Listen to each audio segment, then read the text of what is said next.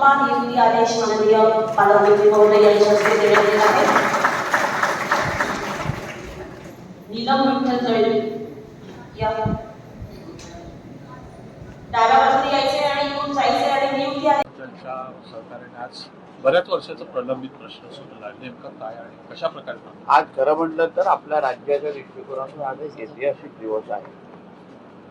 अनुकंपा खाली अंतर्गत असलेले वर्षानुवर्ष जे काही प्रलंबित विषय होते, नोकर भरत्या होत्या, त्या महारोजगार या कार्यक्रमाच्या अंतर्गत असे असंख्य मुलं मुलींना आज त्यांची नियुक्तीपत्र देण्यात आलेले आहेत।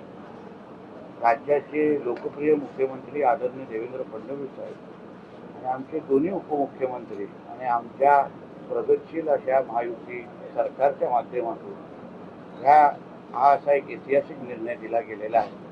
राज्यामध्ये 10,300 आणि आपल्या जिल्ह्यामध्ये 106 अशा नियुक्त्या ते पत्र आज आमच्या माध्यमातून त्या उमेदवारांना दिले गेलेले आहेत।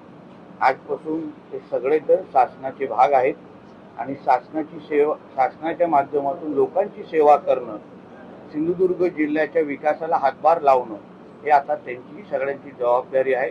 मला विश्वास आहे की हे प्रत्येक जे उमेदवार आहेत त्यांना निश्चित पद्धतीने आजच्या दिवसाचं महत्त्व त्यांच्या आयुष्यामध्ये आहेच आणि तेही पुढे मी असो, जिल्हाधिकारी असो आणि आमचे सर्व जे प्रशासकीय अधिकारी जे या जिल्ह्याच्या विकासामध्ये प्रयत्न करतायत त्या सगळ्या प्रयत्नांना ते हातभार लावतील असा विश्वास मी या निमित्ताने व्यक्त करतो।